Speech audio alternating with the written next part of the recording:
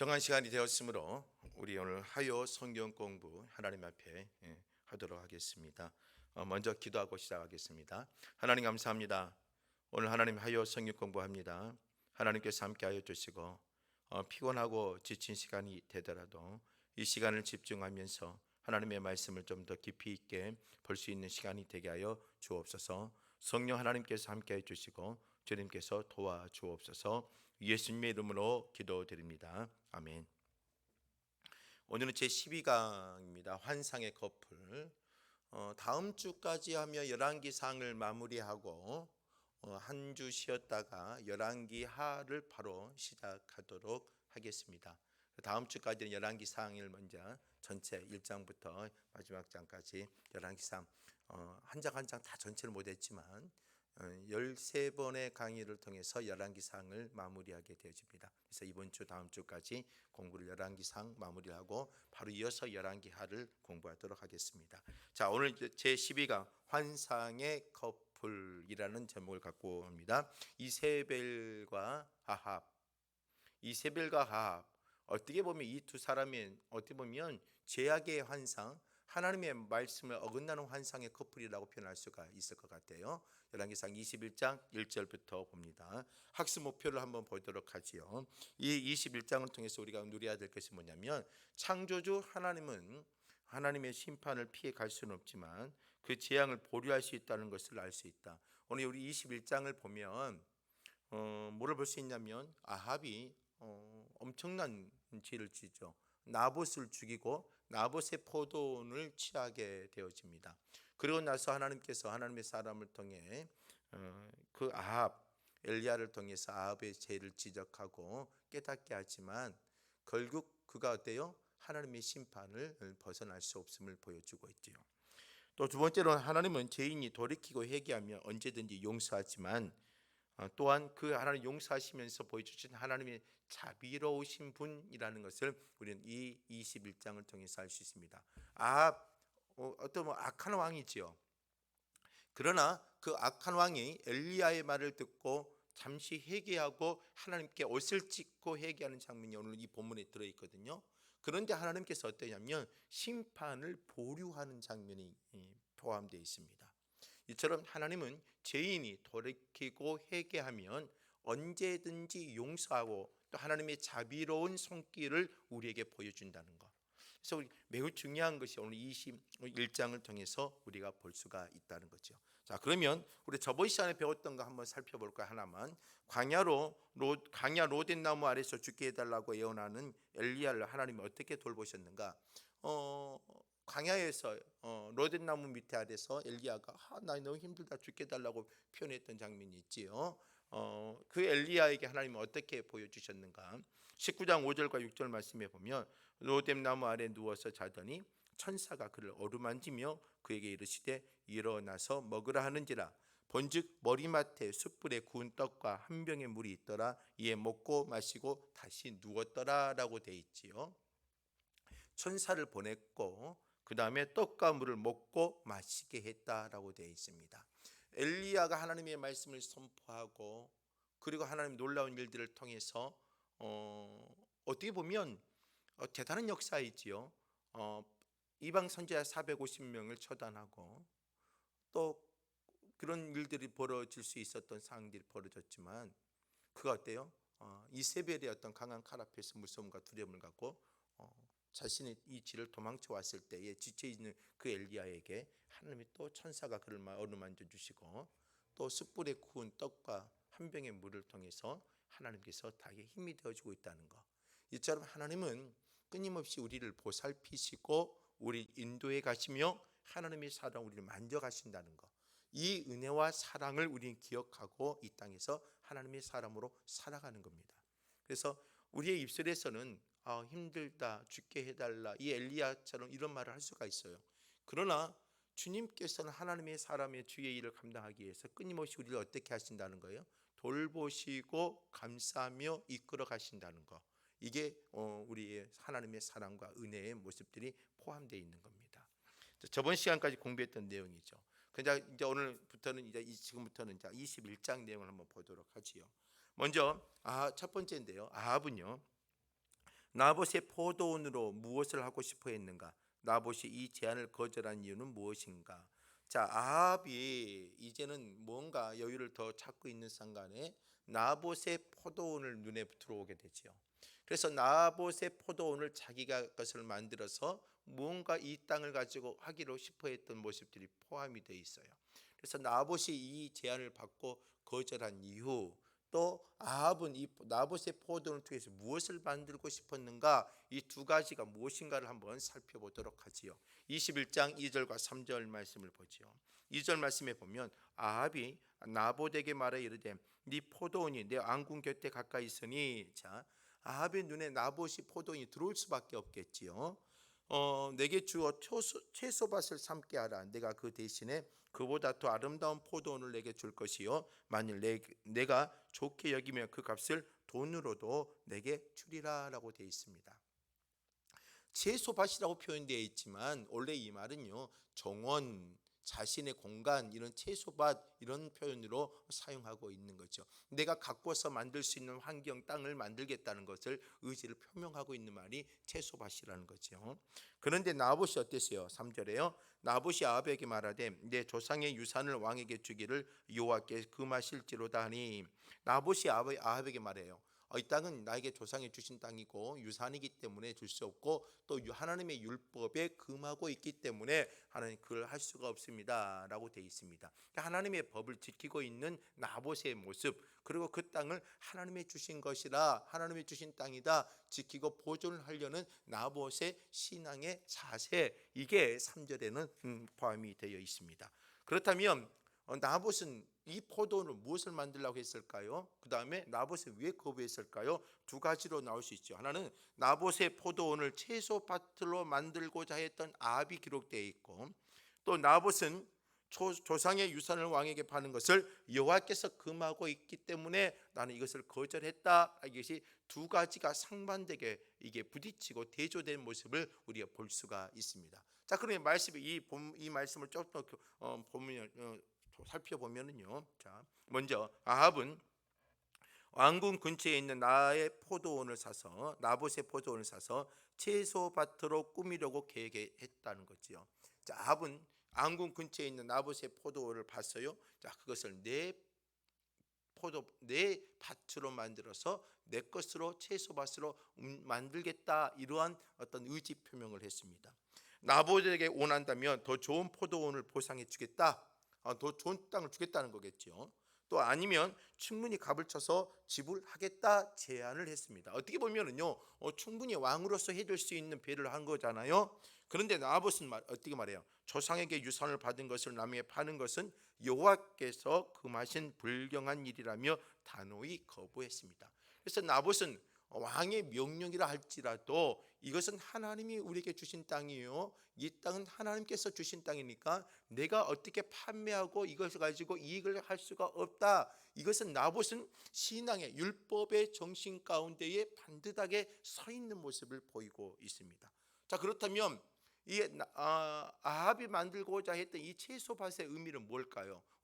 이걸 또 이해를 해야 되겠잖아요. 자, 여기서 채소밭은요, 정원이라고 번역도 가능해요. 내 정원, 내 공간, 내가 만들 수 있는 환경, 또 내가 내 힘을 통해서 내 어떤 능력과 힘을 통해서 내가 이루어가는 땅, 이렇게 표현할 수가 있지요. 여기서 채소밭은요, 정원으로 번역된 히브리어 단어인데요, 나봇의 포도원 이야기를 포함해서 구약의 이 나봇의 포도원과 그 다음에 구약에 한 곳 더 있습니다. 딱 두 곳에 이 똑같은 채소밭이라는 단어를 사용하고 있는 곳이 있습니다. 그게 어디냐? 신명기서 11장 10절에서 12절 말씀이에요. 이것을 말씀을 보면 뭐냐면, 모세는 이집트와 약속의 땅을 비교하면서 이집트의 인간의 돌봄이 필요한 채소밭으로 설명하고 있다는 거죠. 이집트를 어떻게 표현했냐면 채소밭이다, 이집트를 정원이다. 어떻게 보면 이집트 예굽의 왕의 정원인 이 애굽의 땅이 어때요? 채소밭과 같다고 표현하고 있습니다. 이 애굽의 땅이 애굽의 왕의 정원과 같다고 표현하고 있습니다. 내가 다스리고 내가 통제하고 내가 움직여가야 될 땅, 어떻게 보면 내 권력에서 내가 이루어야 될 땅, 내가 만들어서 내 욕심을 채워서 이루어갈 그 땅으로 설명하고 있는 게 신명기서 11장 10절에 나와 있다는 거죠. 그런데 그 신명기서 11장 10절과 12절 하반절 말씀에 보면 가나안 땅에 대해서 이렇게 설명을 합니다. 하나님이 직접 돌보시는 땅으로 묘사를 하고, 전통적으로 이스라엘은 하나님이 특별히 돌보시는 뭐가 되어 있습니까? 포도원으로 비유합니다. 이스라엘을 포도원으로 비유하는 것들이 많다는 거죠. 하나님의 직접 그 땅에 농부가 되어져서 이루어가는 포도원처럼 이스라엘의 땅은 하나님의 보살핌이 있어야 되고 하나님의 통치 안에 살아가야 될 그런 포도밭으로 이야기를 했고, 또 이집트는요, 채소밭, 내 힘으로 내가 갈구하고 내가 움직여가는 그러한 땅으로 만드는 어떤 그런 설명으로 이집트를 채소밭, 그 다음에 정원이라는 표현을 했다는 거죠. 그러면 우리 한번 그 말씀이 어떻게 기록되어 있는지 한번 살펴볼까요? 신명기서 11장 10절에서 12절 말씀을 한번 봐보죠. 네가 들어가 차지하는 땅은 네가 나온 애굽 땅과 같지 않다. 자, 가나안 땅은 애굽 땅과 같지 않다는 것을 설명하죠. 거기에서 너희가 파종한 후에 발로 물 대기를 채소밭의 댐과 같이 하였거니와, 그 땅은요, 사람이 발로 힘으로 그리고 만들고 갖고 오야 될 땅이라고 표현했지만, 너희가 건너가서 차지할 땅은 산과 골짜기가 있어서 하늘에서 내리는 비를 흡수하는 땅이요. 자, 그 땅은 하늘에서 내리는 비를 먹어야지만 사는 땅이요, 하나님 여호와께서 돌봐주시는 땅이라 연초부터 열마까지 내 하나님 여호와의 눈이 항상 그에 있느니라. 그래서 이스라엘이 너희들이 들어가야 가나안 땅은 하늘을 바라보며 비를 기다려야 되고, 그 땅엔 하나님의 눈 안에 항상 있어야 되고 하나님이 돌봐주셔야 될 땅이다, 이 땅을 표현하고 있죠. 그러나 예굽은 어떤 땅이다? 채소밭과 같은 사람의 힘과 능력으로 만들어가는 땅이다. 이 가나안 땅은 하나님이 돌보시는 땅, 완전히 대비되어지고 대조된 모습으로 설명하고 있다는 것입니다. 그래서 아합이 나봇의 포도원을 정원으로 개조하고 채소밭을 개조하고자 하는 것은 뭐냐면, 이스라엘을 뭘 만드는 거예요? 이집트화 하려는 상징성을 담고 있는 거예요. 이집트화, 사람의 주임, 그 나라의 왕, 그 나라의 어떠한 신적 개념을 갖고 있는 그 애굽의 사람들의 왕, 그 애굽의 왕이 모든 걸 통제하고 있는 그러한 문화. 그래서 이스라엘이 그 이집트의 문화로 완전히 끌려가려는 의도와 의향을 갖고 있는 게 바로 나봇의 포도원을 사서 채소밭을 만들려는 아합의 어떠한 의지가 담겨 있는 모습이라는 것입니다. 그러니까 다시 말해서 아합이 여호와의 율법과 말씀을 등한시했다? 아니요, 등한시했다는 개념이 아니라 완전히 어때요? 등을 서버렸다는 거와 같은 것을 말하고 있는 거죠. 이러한 모습이 아합에게 등장했다는 거예요. 오늘 우리는요, 우리의 삶을 채소밭 같이 만들면 안 되겠죠. 하나님의 포도원 같은 밭이 되어야 돼요. 하나님이 다스리고 하나님이 가꾸시며 하나님이 인도해 가신 그 하늘을 바라보고 빛을 기다리고 그 땅은 그 빛을 흡수하며 하나님의 눈 안에서 살아가는 그 가나안 땅의 삶이 우리의 삶이 되어져야 되는 것을 가르쳐주고 있는 게 오늘 나봇의 포도원의 사건의 모습이라고 할 수가 있는 것입니다. 자, 그 다음 페이지를 보면 아합은요, 포도원을 거래할 수 있는 부동산으로 간주하는 반면, 아합은 그 땅에 어떤 사람을 거래할 수 있는 반면, 나봇은 포도원을 율법이 거래를 금하는 유산, 하나님의 말씀, 명령을 따르고 있다는 것과의 완전 차이가 있는 거죠. 구약 시대의 땅은 여호와의 소유였습니다. 그 땅을 잠시 사용한 것뿐이라고 생각해요. 구약의 땅의 개념은요, 사람이 잠시 하나님이 허락해 주신 거 경작해가고 갖고 가며 보존해가는 그런 개념이에요. 이걸 내 소유화시켜서는 안 된다는 것을 끊임없이 강조하고 있죠. 그래서 땅의 소유권이 혹시 넘어간 상황이다 할지라도 희년이 되어지면 그 땅을 원래 소유하고 있던 집안에 돌려주라고도 성경엔 율법은 가리키고 있는 겁니다. 그래서 땅을 통하여서 어떠한 힘을 가질 수 없도록 하나님이 만드신 거고, 땅의 주인은 하나님의 것이요, 이 땅의 모든 것을 주는 것은 그 땅을 어때요? 분배받은 것은 하나님이 주신 땅이에요. 여호수아를 통하여 이스라엘 백성이 가나안 땅에 들어갈 때도 주님께서 어때요? 그 땅의 각 지파별로 분배해서 그 땅에 살게 했다는 것을 우리는 기억하잖아요. 이 땅의 주인은 인간이 아니라 여호와 하나님이시라는 것을 분명하게 말씀해 주고 있는데, 이 아합은 아합은 그 개념과 신앙의 기초를 완전히 배제해버린 자신만이 그 땅에 그곳에 왕이 되어지고 그 왕이 되어서 자기가 가꾸어서 채소밭을 만들고 자신의 총원을 만들어서 자신의 왕국을 만들어 보려고 했다는 거예요. 이스라엘은 하나님의 나라의 왕국이 돼야 되는데 아합이 자기의 왕국을 만들었고 그 왕국을 만드는 뒤에서 보이지 않게 힘을 발휘한 게 바로 그 아합의 안에 이세벨의 영향력도 만만치 않았다는 것을 우리는 이 성경 본문을 통해서 알 수가 있습니다. 그래서 하나님의 언약의 말씀을 따라 순종하며 사는 나봇의 모습은 말씀을 버리고 바알을 따라 사는 아합과 완전히 대조를 이루고 있다. 오늘 이걸 볼 수가 있는 거죠. 아합이 이 땅을 사서 뭘 하려는 의도, 그 다음에 나봇은 그것을 거절하는 모습, 단순히 땅을 가지고 싸우는 것이 아니라 그 안에는 영적인과 신앙적인 부분이 연결되어 있다는 것을 우리는 기억하셔야 됩니다. 여러분들의 삶에 분명히 하나님의 사람으로서의 신앙의 가치관, 또 신앙의 생각이 우리를 움직여 갈 수 있게끔 해야 된다는 거죠. 자, 그다음에 말씀의 관찰 두 번째입니다. 나봇이 포도원을 빼앗으려는 이세벨의 음모는 무엇이었을까요? 자, 나봇이 포도원을 주지 않으니까 빼앗으려고 합니다. 누가요? 이세벨이. 참 이 여인은요 대단한 여인이에요. 아합이 그걸 나봇의 포도원을 가져오려고 못하고 그걸 통해서 마음이 상처를 받고 스트레스를 받고 있으니까 이세벨이 이걸 왕에게 주기 위해서 음모를 하면서 나봇의 포도원을 빼앗아 그 아합에게 주려는 모습을 갖고 있는 거죠. 자, 그러면 21장 10절 말씀을 보죠. 어떻게 해서 이세벨이 나봇의 포도원을 빼앗아 왔느냐? 참 이런 연약한 어떤 이기적이고 아주 악한 모습은 우리 안에 있어서는 안 되겠지만 이런 모습을 우리는 절대로 우리 성도들의 삶에는 가져서는 안 됩니다. 자, 이 10절 말씀에 보면 불량자 두 사람을 그의 앞에 마주 앉히고 그에게 대하여 증거하기를 네가 하나님과 왕을 저주하였다 하게 하고 곧 그를 끌고 나가서 돌로 쳐 죽이라 하였더라. 결국 나봇을 죽였어요. 어떻게 해요?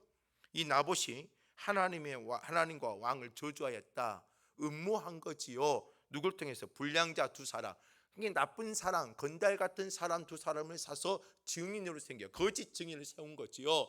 그 신앙의 율법과 율법에 따르면 증인은 두 사람을 통하여 이루어진다고 돼 있어요. 그러니까 두 사람을 사다가 거짓 증인을 하고 이 나봇이 하나님을 그 다음에 왕을 저주하게 했다라고 말을 해라. 그로 인해서 이 나봇을 율법을 통해서 돌에 맞춰 죽게 해버렸다는 거예요. 이게 참 무서운 여인이죠. 이 이세벨의 이 모습이 아합을 더 병들게 했고 아합을 더 악랄하게 만들어가는 모습이 될 수 있었던 겁니다. 그 다음 페이지 한번 봐보죠. 상심한 아합에게 나봇의 포도원을 선사하겠다고 약속한 이세벨은 아합의 이름으로 편지를 써서 옥새로 봉인한 후 성읍의 장로와 귀족들에게 편지를 보내게 돼요. 자, 이세벨의 음모에 함께 합사하고 있는 사람이 누구예요? 그 땅에 누구예요? 그 땅에 있는 장로와 그 땅에 있는 어떤 지도자들이었어요. 이세벨과 그 성읍의 장로들과 귀족들에게 편지를 보내서 이 나봇과 이것을 처단하게 하고 나봇의 포도원을 가져오기 위해서 이런 음모를 하기 위해서 너희를 함께 해주라. 그런데 바로 그 이세벨의 손에 들어준 자가 누구냐? 성읍의 장로들이었고 귀족들이었습니다. 또 내용은요, 두 불량자 또 건달을 고용해서 나봇이 하나님과 아합을 저주했다고 인증하게 한 뒤로 돌로 쳐 죽이게 되어지게 되죠. 여러분들, 장로와 귀족들, 이세벨의 명령에 따라 편지에 쓰인 대로 나봇을 죽이고 이세벨에게 보고하지만 모함이죠. 이런 나쁜 행동들을 했다는 것 자체가 어떻게 돼 봅니다. 진짜 이 이스라엘의 땅이 얼마나 타락했고 얼마나 이세벨의 영향력 안에 있다는 것을 알 수가 있습니다. 귀족들이나 그 지역의 장로들이 누구의 손 안에 있었다는 거예요? 바로 이세벨의 여인의 손. 그래서 하나님의 말씀을 따라 움직여야 되고 하나님의 법에 따라 움직여야 될 장로들이나 앞에 서 있는 지도자들이 어때요? 이세벨의 말 한마디에 움직여 있다는 것 자체가 어때요? 이 나라가, 아합이라는 나라가 하나님의 법이 세워지지 않냐고 완전히 멍들어져 있다는 것을 우리는 볼 수가 있습니다. 자, 그다음 볼까요? 모함으로 재판에 해부된 나봇은 변변하게 자신을 변호할 기회도 얻지 못하고 돌에 맞아 처형되어집니다. 그는 여호와께서 조상들에 주신 땅을 말씀대로 지키려다가 죽임을 당한 거죠. 어떻게 보면 하나님의 말씀대로 살고 하나님의 법대로 살았는데에 그에게는 어때요? 많은 어려움들이 다가올 수밖에 없었지만 그 어려움이 결국은 바로 이 나봇을 죽음에 이끌게 했다는 겁니다. 악함이 얼마나 무서운지 알겠죠. 여러분, 이 악한 생각이나 악한 행동들이 얼마나 한 사람의 모습, 한 사람의 터전을 완전히 짓밟아 버리고 있다는 거. 그래서 오늘 우리도 항상 깨어서 있어야 되고 깨어 경건한 경성에서 살아야 될 이유가 뭐냐면 우리도 마찬가지예요. 우리가 악함에 물들기 시작하면 우리는 더 진짜 지독한 모습을 보이는 게 우리 인간의 모습이라는 겁니다. 그 다음 페이지를 볼까요? 반면에 그를 살해한 사람들은 그 누구보다도 이 땅에 여호와의 법과 말씀이 보존되도록 열심히 노력해야 하는 지도자들이었습니다. 안타깝지요. 이세벨이 아무리 그렇게 한다 할지라도 이게 하나님의 율법에 어긋나기 때문에 안 됩니다 하고 말해야 될 그 그룹들이 그 역할을 못했다는 거예요.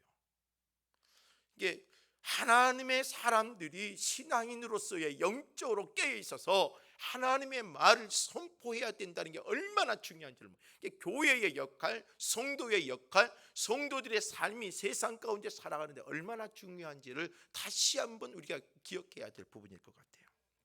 그런 그들이 악한 권력의 시녀가 되어져 버렸고 권력이 행하는 폭력에 가담해져 버렸다는 거. 결국은 나봇이 죽음을 이르게 만들었다는 겁니다. 음모의 주동자는 이세벨이었습니다. 이 이세벨은 계산적이었지만 치밀하고 아주 악한 여인이었습니다. 이세벨은 여호와를 경외하지 않는 사람뿐만 아니라 도덕적인 개념도 전혀 없는 괴물, 괴물이라는 말이 더 어울릴 수도 있는 그만큼의 잔혹한 아주 무서운 여인이었던 거죠. 이세벨은 하나님의 진노를 사는데 결정적인 역할을 했고 여기에 장로들과 귀족들이 악의 권력에 합세하여 어떻게 보면 의인을, 하나님의 사람을 죽게 만들었다는 것입니다. 이런 모습, 이런 지금 아합과 이세벨 그리고 그 지역의 장로들, 지도자들, 하나님의 율법을 따르고 지켜내야 될 사람들의 모습이 이랬다는 거죠. 그래서 우리는 그 다음 페이지를 보면 이렇게 설명할 수 있습니다. 아합의 통치 아래 어느덧 이스라엘은 악의 소굴로 변해버렸다는 거. 악의 소굴로. 하나님을 찬미해야 되고 영광을 드리고 하나님의 법이 서여져 있어야 될 이 하나님의 땅, 이스라엘 땅이 어떻게 해요? 악의 소굴로 바뀌어졌다는 거. 안타깝고 가슴 아픈 일이라는 거죠. 또 하나님이 이런 사회를 어때요? 용납할 수가 없겠죠. 그래서 주님이 심판하시겠죠. 그러므로 이스라엘을 향한 하나님의 심판은 어때요? 아합과 이세벨 이들에게 심판은 당연한 일이라는 것입니다. 이 아합과 이세벨은 참 한상한 커플이죠. 하나님의 악을, 하나님께 대적하는 악이 되어져서 하나님의 땅을 어때요? 악의 소굴로 만들어 버렸고, 어떻게 보면 이 아합과 이세벨은 아주 환상적인 커플, 아주 그 둘이는요 죽이 딱 맞는 사람의 모습을 가지면서 하나님의 영광을 완전히 훼손해 버렸고 하나님의 율법을 무시해 버리고 그 땅을 자신의 채소 밭으로 만들려는, 자신의 정원, 자신의 왕국으로 만들어 버리려는 그런 의지가 강했고, 그걸 이뤄가기 위해서 이 두 사람은 아주 손발이 딱딱 맞아 있는 모습으로 오늘 살펴볼 수가 있는 겁니다. 자, 세 번째입니다. 아합과 이세벨이 죄에 대하여 하나님의 심판은 무엇인가? 아합과 이세벨의 죄에 대한 하나님의 심판, 결국은 뭐예요? 하나님은 죄에 대한 심판을 확실히 보여주고 있다는 거죠. 21장 19절, 23절, 24절 말씀을 볼까요? 19절이요. 너는 그에게 말해 이르기를 여호와의 말씀이 네가 죽이고 또 빼앗느냐고 하셨다 하고, 또 그에게 이르기를 여호와의 말씀이 개들이 나봇의 피를 핥은 곳에서 개들이 내 피 곧 내 몸의 피도 핥으리라 하였다 하라. 이세벨에게 대하여 말하라. 여호와께서 말씀하여 이르시되 개들이 이스라엘 등 곁에서 이세벨을 먹을지어다. 아합에게 속한 자로서 성읍에서 죽은 자는 개들이 먹고 들에서 죽은 자는 공중의 새가 먹으리라 하셨느니라. 완전히 뭐예요? 아합과 이세벨에게 속한 자들은 어때요? 모두도 전부 다 어때요? 진멸하겠다는 하나님의 심판의 메시지가 선포가 되어져 있습니다. 참 무섭죠. 여러분들, 우리는요, 죄에 대한 부분은요, 하나님 앞에 완전히 그 순간순간 여러분들 확실히 함께 회개하고 나가야 될 모습이에요. 이 죄에는요, 하나님의 심판이 항상 공의의 심판이 존재하고 있다는 것을 우리는 잊어서는 안 돼요. 우리는 어때요? 삶 자체가 죄악의 삶을 되지 않아요. 우리는 죄악의 삶이라는 것은 너무나 우리는 어때요? 다르게 생각하는데, 우리 삶에 하나님이 원하지 않는 모든 삶의 모습들은 어때요? 하나님께 무릎을 꿇고 사죄해야 되고 회개해야 돼요. 주님이 원하는 삶이 아니다. 주의 영광이 나타나지 않는 삶이다. 주의 영광이 나타나지 않는 인격과 성품이다. 그렇다면 우리는 그 자리에서 무릎을 꿇어야 되고, 주께 보혈의 피를 의지해서 예수의 이름으로 우리는 어때요? 자백하고 고백하면서 회개의 기도를 드려야 되는 거죠. 왜요? 하나님의 죄에 대한 심판이 분명하게 있기 때문이에요. 자, 그 다음을 볼까요? 자, 이 말씀을 이렇게 요약할 수 있죠. 걔들이 나봇이 죽은 곳에서 아합의 피를 핥고 성읍 곁에서 이세벨을 먹을 뿐 아니라 아합에게 속한 자 중 성읍에서 죽은 자들은 걔들이 먹고 들에서 죽은 자들은 공중의 새가 먹을 것이다. 아합과 이세벨만 죽은 게 아니라 그에 속한 모든 자들도 어때요? 성읍 안에서나 성 밖에서나 전부 다 하나님의 심판이 임하겠다라고 보여주고 있는 거죠. 자, 말씀 관찰 팁을 좀 더 볼까요? 하나님은 나봇을 죽이고 그의 포도원을 빼앗은 아합과 이세벨에게 죄에 대한 책임을 물어 그의 집안을 심판하겠다고 선언하신다. 이게 선언했지요. 또 걔들이 아합의 피를 핥을 것이고 걔들이 이세벨의 시체를 성읍 곁에서 먹을 뿐만 아니라 그의 가족들의 시체까지 찢어 먹을 것이라고 말씀하십니다. 하나님의 심판은 확실하다는 거죠. 죄에 대한 어떤 심판은요, 그냥 두리뭉실 넘어가는 것이 아니라 확실히 심판과 진멸이라는 겁니다. 그래서 뭐예요? 하나님을 대항하고 하나님을 없인 여긴다는 것은 여러분들 참 무서운 일이에요. 아말렉도 어때요? 사울을 통하여 이스라엘 백성들이 광야할 때에 아말렉이 어때요? 이스라엘 백성들 뒤처진 자들을 괴롭히고 죽이고 빼앗아갔잖아요. 그런 것들을 괴롭혔던 아말렉을 어때요? 하나님 완전히 어때요? 사울 때에 진멸시켜 버립니다. 하나님께서는 어때요? 심판이라는 부분들을 정확하게 보이죠. 애굽도 마찬가지죠. 또 애굽도 하나님이 홍해를 건너오며 홍해 사건에서 하나님의 뜻과 하나님의 말씀을 거부하고 대항하는 자들에게는 주님 무서운 심판의 임함을 보여주고 있습니다. 우리는요, 그런 모습을 보고 우리가 좋아할 게 아니라 우리도 경각심을 갖고 있어야 되는 거죠. 왜요? 죄에 대한 하나님의 심판은 확실하고 그 범위가 아주 분명한 것을 보여주고 있다는 것입니다. 자, 그 다음을 볼까요? 아합의 집안은 여로보암과 바사 집안처럼 완전히 멸절될 것이라는 말씀도 덧붙여주고 있다. 아합의 집안은 완전히 뭐예요? 여로보암처럼 바사 왕처럼 완전히 진멸, 완전히 멸절이라는 것을 보여주죠. 엘리야는 아합이 자신을 팔아가면서까지 주님 보시기에 악한 일만 했다는 것을 20절에도 아합이라는 사람이 어때요? 교묘하게 자기의 이름을 팔아면서까지도 주님 보시기에 너무나 악한 일을 했던 왕이다 라고 표현을 하고 있습니다. 또 아합과 이세벨이 비밀스럽게 음모하였고 나봇을 살해했지만 하나님은 모두 알고 계신다는 점을 상기시키면서 모든 책임을 아합에게 있음을 주장합니다. 우리는 어때요? 눈에 보이지 않는 하나님, 우리가 모여서 조심스럽게 이야기하지만 이건 우리끼리 안다 하지만 아니야. 하나님은 어때요? 편지하신 하나님이시기 때문에 우리의 모든 어떤 그 비밀스러운 음모의 모습 속에서도 우리의 모습도 어때요? 모두 알고 계시며 심판하신다는 것을 볼 수 있다는 겁니다. 우리는 하나님 편에 감출 게 없어요. 그러니까 우리는 먼저 하나님 앞에 무릎을 꿇고 우리의 모든 죄를 다 고백하는 게 매우 중요한 거고 드러내는 게 매우 중요하다는 거예요. 자, 그 다음 페이지를 볼까요? 그래서 이렇게 말하죠. 인간이 하나님 몰래 할 수 있는 일은 아무것도 없다. 저와 여러분들은 몰래 할 수 있는 일이 아무도 없어요. 그러니까 우리는 어때요? 주님 하나님 앞에서는요, 여러분들 어때요? 명명백백하게 그냥 다 들쳐 있는 상태예요. 감추지 마시고 주님 앞에서는 여러분들 어때요? 훤히 주님 앞에는 다 토로하는 것이 좋은 겁니다. 어두운 골방에 사는 일, 은밀한 계획 속에서 진행되는 일이라도 하나님에게는 모두 만천하에게 드러난 바와 다를 바가 없다. 확실히 다 드러나고 그것에 대한 하나님의 심판은 분명하게 있다는 거죠. 어두운 골방, 또 나만이 하는 일 없어요. 하나님이 다 보고 계시기 때문에요. 그래서 우리는 어때요? 그냥 하나님의 사람으로 살아가는 삶, 이게 매우 중요한 거예요. 하나님의 사람으로 살아가는 그 분명한 삶이 오늘 여러분들 안에 있기를 원해요. 그러므로 하나님을 속이려는 생각은 일치감치 버리는 것이 가장 좋다라고 표현할 수가 있습니다. 자, 그 다음에 말씀 네 번째를 볼까요? 아합과 이세벨에 대한 열왕기 저자의 세 가지 평가. 자, 오늘 성경 21장에서는 아합과 이세벨에 대한 열왕기서에서는 어떤 평가를 내리고 있느냐? 25절과 26절. 여러분들 좋은 평가를 받아야 되죠. 여러분들의 삶을 살고 나서 여러분들의 평가라는 것이 매우 중요해요. 이 평가가 여러분들, 우리도 마찬가지. 하나님 편에 가서 우리는 어떠한 평가를 받을지 하나님의 되잖아요. 오늘 저와 여러분들도 하나님의 진짜 영적인 좋은 평가를 가지며 이 땅에 살아가기를 원해요. 그래서 근데 이세벨과 아합은 어떤 평가를 내렸느냐? 25절과 26절을 보면 나와 있습니다. 예로부터 아합과 같이 그 자신을 팔아 여호와 앞에 악을 행한 자가 없음은 그를 그의 아내 이세벨이 충동하였습니다. 그가 여호와께서 이스라엘 자손 앞에서 쫓아내신 아모리 사람의 모든 행함 같이 우상에게 복종하여 심히 가증하게 행하였더라라고 되어 있습니다.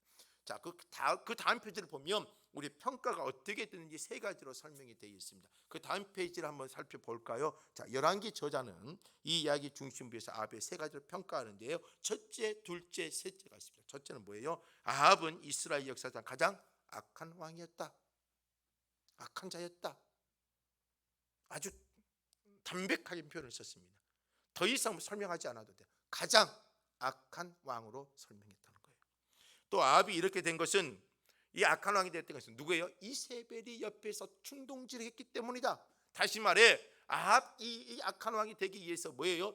주위의 환경, 특히 이세벨 그 자신의 아내가 옆에서 어때요? 영적인 부분이 이방의 신산을 바알을 데리고 아세라를 선지를 만들고 이스라엘 땅을 어때요? 하나님의 거룩한 땅에서 이방의 땅으로 만들어버린 그런 어떤 가장 주도적 역할을 감당했던 이 이세벨, 그가 옆에서 뭐예요? 충동질했다. 옆에 내가 누가 있느냐에 따라 매우 중요하죠. 여러분들이 인생에 내 주위에 누구를 만들고 누구의 동력자를 되고 누구를 세웠냐에 따라서 여러분들의 삶의 모습이 완전히 달라질 수가 있는 거예요. 세 번째로는요, 그는 종교적으로도 매우 가증하게 행한 사람이다. 하나님의 말씀의 법에서 벗어나서 아주 영적인 부분으로 가증한, 자신의 왕국을 만들려고 했고 자신의 욕심을 차렸고 자신의 위치를 만들어냈던 가증한 왕으로 설명을 하고 평가를 하고 있다는 거죠. 열왕기 저자는요, 이 열왕기서를 기록하면서 이세벨의 죄를 지적하면서 하나님의 판결에 대한 정당성을 설명하고, 어떻게 보면 열왕기 이 저자도 이 하나님의 심판과 이세벨의 어떤과 아합이 잘못되어 있던 것들을 아주 지적하면서 강력하게 오늘 이 열왕기서에도 말하고 있는 거죠. 자, 이세벨이 권력을 악용해서 나봇을 죽인 일에 대한 법적인 심판은 피해갈 수는 있지만, 어떻게 보면 왕이니까 법적인 어떤 심판은 피해갈 수 있어요. 그러나 그 포도원의 진짜 주인이신 창조주 하나님의 심판은 피해갈 수가 없다. 왕이니까 자기가 권력을 가지고 덮어 가버릴 수 있잖아요. 그러나 하나님의 심판은 절대로 벗어날 수가 없다. 우리의 제 연약함 우리가 감춰버리고 그냥 넘어가 버릴 수는 있지만 하나님의 심판대에서는 절대로 이게 어때요? 감춰줄 수가 없는 거죠. 오늘 저와 여러분들이 이 분명하게 이걸 어때요? 우리는 감추고 갈 수가 없게 주님께 회개하고 나가야 될 부분이라는 겁니다. 또한 아합과 이세벨이 그동안 저지른 죄를 생각하면 하나님의 심판은 절대적으로 정당하다. 하나님의 심판은 절대적으로 정당한 것이다 라고 표현할 수가 있는 겁니다. 그래서 여러분들은 우리는 어떤 평가, 하나님께 우리는 은혜를 받기 위해서라면 그냥 어때요? 무릎을 꿇고 하나님을 의지하고 살아가는 것 외에는 없다는 거죠. 주님 앞에 감추지 마시고 우리는 어때요? 하나님의 말씀에 따라서 우리의 삶을 주님의 원하는 삶으로 가꾸어 갈 수 있는 포도원 어떤 같은 역할을 하십시오. 채소밭과 여러분들의 정원을 만들려고 하지 말고 여러분 포도원이 되어주세요. 하나님이 그걸 관리하고 통치하고 하늘의 빛을 바라보고 하늘의 비를 바라보며 살아가는 그 밭처럼 하나님을 의지하고 하나님의 긍휼을 바라보는 그러한 포도원이 되어져 가는 저와 여러분들이 되기를 원하는 거죠. 자, 마지막으로 말씀 관찰 5번째입니다. 자, 엘리야가 선포한 심판의 말씀을 들은 아합의 태도는 어땠습니까? 자, 엘리야가 아합에게 하나님의 심판을 선포해요. 아합의 태도는 어땠습니까? 하나님은 그런 아합을 보고 어떻게 반응하셨습니까? 하나님은 그런 아합을 보고 어떻게 반응하셨는지요? 자, 27절 말씀을 보세요. 아합이 이 모든 말씀을 들을 때에 그의 옷을 찢고 굵은 배로 몸을 동이고 금식하고 굵은 배에 누이며 또 풀이 죽어 다니더라. 27절에 아합의 태도가 나왔어요. 조금 또 다르죠. 악한 왕이었어요. 그런데 신기하게 엘리야가 심판을 선포했더니 27절에 아합의 태도에 뭐예요? 자기 옷을 찢어버렸네요.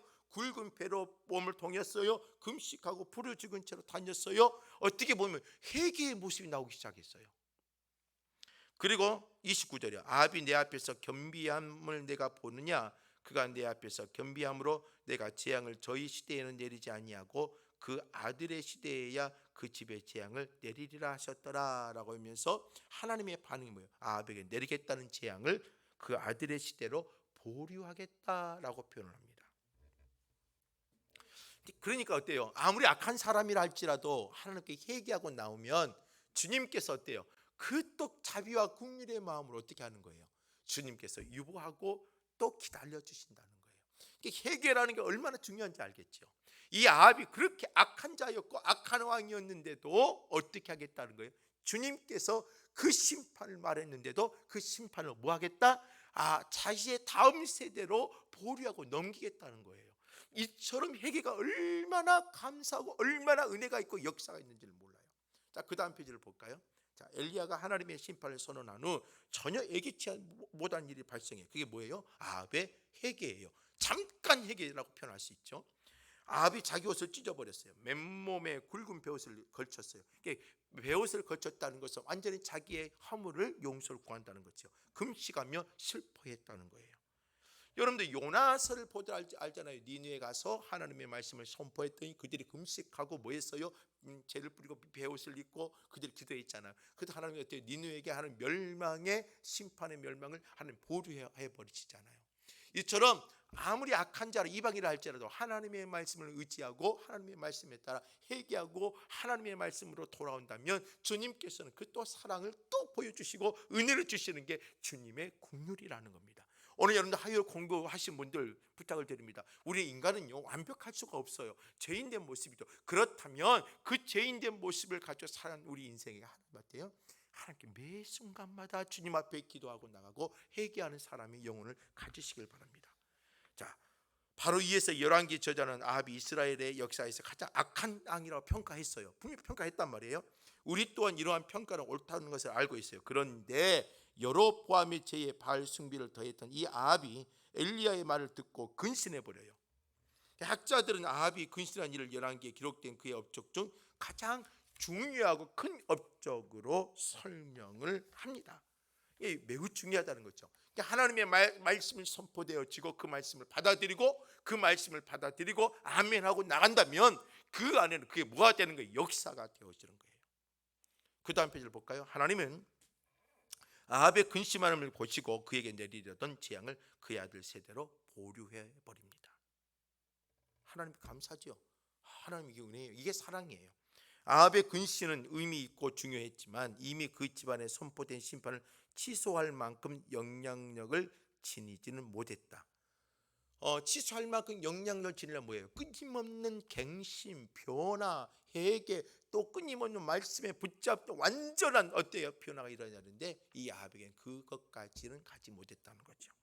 반면에 아합이 근신함으로써 그의 세대에 임할 하나님의 심판이 한 세대 보류되었다는 것은 하나님은 죄인이 돌이키고 회개하면 언제든지 그들을 용서하시는 자비로우신 분이라는 것을 가르쳐주고 있습니다. 그래서 예수의 이름으로 우리가 주님 앞에 나와 내 모습을 주님 앞에 십자가에 내려놓는 순간에 우리는 하나님의 놀라운 은혜와 역사를 체험할 수 있는 존재라는 것.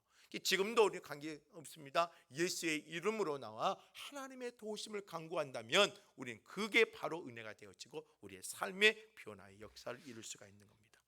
열왕기의 처음 독자들은 포로로 끌려와 바벨론에 장안하던 이스라엘 사람들이었습니다. 이 열왕기의 저자들은 누구냐면 포로 시대 포로로 끌려와 바벨론에서 생활하던 이스라엘 사람들이었기 때문에 어때요? 이게 엄청난 어떻게 보면 하나님의 긍휼과 은혜, 회개의 역사, 하나님의 돌아섬이 얼마나 귀한지를 다시 한번 이 열왕기를 보고 있는 사람들에게 하는 도전이 될 수가 있는 거고, 이 저 독자들에게 어때요? 백성들에게 하나님의 영적인 은혜를 체험하게 만들 수가 있는 것입니다. 그 다음 페이지를 보죠. 이 열왕기 저자는요, 이 이야기를 통해 아무리 험한 죄를 저지른 사람도 회개하면 하나님이 용서하신다는 것, 그리고 하나님의 용서는 곧 은혜로 연결되어진다는 것, 이게 중요한 신학적 메시지라고 하는 것입니다. 그래서 오늘 저와 여러분 이걸 꼭 잊어서는 안 돼요. 이 열왕기상 21장의 말씀, 나봇셋, 그 다음에 아합과 이세벨, 나봇, 이 사건을 통해서 하나님의 마음이 무엇인지를 좀 알았으면 좋겠습니다. 동시에 바벨론을 끌려와 있는 유다 사람들에게 본민족적인 회개와 근신을 촉구하고 있는 겁니다. 이 열왕기 이 설을 통해 저자는 바벨론의 포로로 있는 이 백성들에게도 어떻게 보면 하나님의 회개와 근신을 통해서 하나님의 은혜와 영광을 누릴 수 있도록 어때요? 촉구하고 있는 것과 같은 메시지를 전달하고 있는 겁니다. 자, 오늘 우리 열왕기상 21장 공부했습니다. 환상의 커플. 여러분, 우리는 진정한 제약의 환상의 커플이 아니라 하나님의 영적인 환상의 커플이 되어져서 주님 앞에 회개하고 하나님의 자비와 긍휼을 누리며 살아가고 하나님의 은혜 아래 거할 수 있는 믿음의 자녀들이 되어졌으면 좋겠습니다. 내 안에 죄악 주님 앞에 버리십시오. 그리고 주님 앞에 회개하십시오. 그리고 주님 앞에 더욱더 한 걸음 나가십시오. 주님은 오늘도 우리를 긍휼과 사랑으로 감싸 주시고 있다는 것입니다. 마지막으로 이 말씀을 통해서 우리의 삶에 실천할 부분들을 두 가지만 하고 마무리합니다. 무심코 하는 행동이 동조할 수도 있고 관망할 수 있는 것도 되지요. 하나님의 말씀에 어긋나는 불의한 행동은 아닌지 점검해 봅니다. 여러분들이 동조해 주고 있는 게 하나님의 뜻과 잘못되어 있는 것인지, 이세벨이 되고 있는 것은 아닌지, 여러분들 아합과 이세벨과처럼 하나님의 말씀에 어긋나는 불의한 행동을 하고 있지는 않는지 한번 생각해 보십시오. 내 삶을 내 채소밭으로, 나의 정원으로, 나의 왕국으로 만들고 그런 모습이 있지 않고 있는지 한번 점검해 봤으면 좋겠습니다. 두 번째로요, 다음 세대에 좋은 영향력을 줄 수 있는 일을 계획하고 실천해 보았으면 좋겠습니다. 학교 갈 때 격려의 말 전하기, 말씀 묵상, 가정문화 만들기, 어려운 친구나 이웃 초대해서 함께 시간 보내기, 그리고 함께 교제 나누기. 그래서 다음 세대에 좋은 영향을 줄 수 있는 내 삶이 실천하며 살아가는 한 주간이 되어졌으면 감사하겠습니다. 오늘 여기까지 공부하겠습니다. 메리 크리스마스입니다. 기도하겠습니다.